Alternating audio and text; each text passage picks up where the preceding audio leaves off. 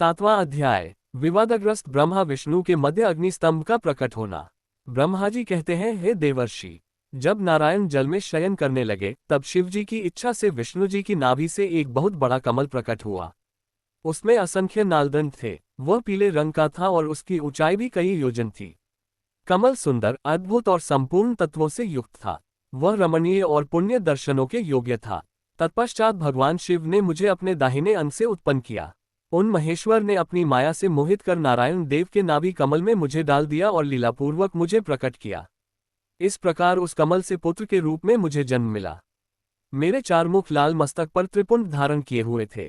भगवान शिव की माया से मोहित होने के कारण मेरी ज्ञान शक्ति बहुत दुर्लभ हो गई थी और मुझे कमल के अतिरिक्त और कुछ भी दिखाई नहीं दे रहा था। मैं कौन हूँ, कहाँ से आया हूँ, मेरा कार्य क्या है, मैं किसका पुत्र हूँ, किसने मेरा निर्माण किया है, कुछ इसी प्रकार के प्रश्नों ने मुझे परेशानी में डाल दिया था। कुछ क्षण बाद मुझे बुद्धि प्राप्त हुई और मुझे लगा कि इसका पता लगाना बहुत सरल है। इस कमल का उद्गम स्थान इस जल में नीचे की ओर है और इसके नीचे मैं उस पुरुष को पा सकूंगा जिसने मुझे प्रकट किया है।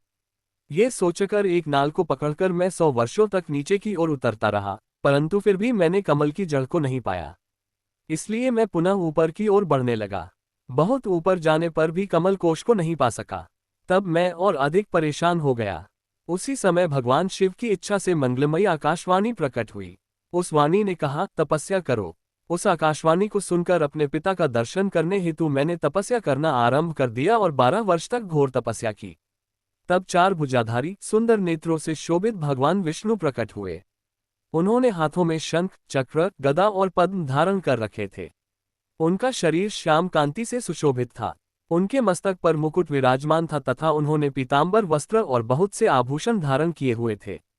वे करोड़ों कामदेवों के समान मनोहर दिखाई दे रहे थे और सांवली व सुनहरी आभा से शोभित थे। उन्हें वहां देखकर मुझे बहुत हर्ष व आश्चर्य हुआ। लेग भगवान शिव की लीला से हम दोनों में विवाद छिड़ गया कि हम में बड़ा कौन है।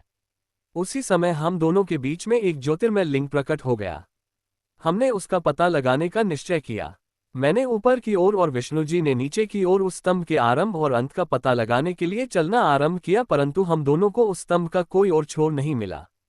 थककर हम दोनों अपने उसी स्थान पर आ गए।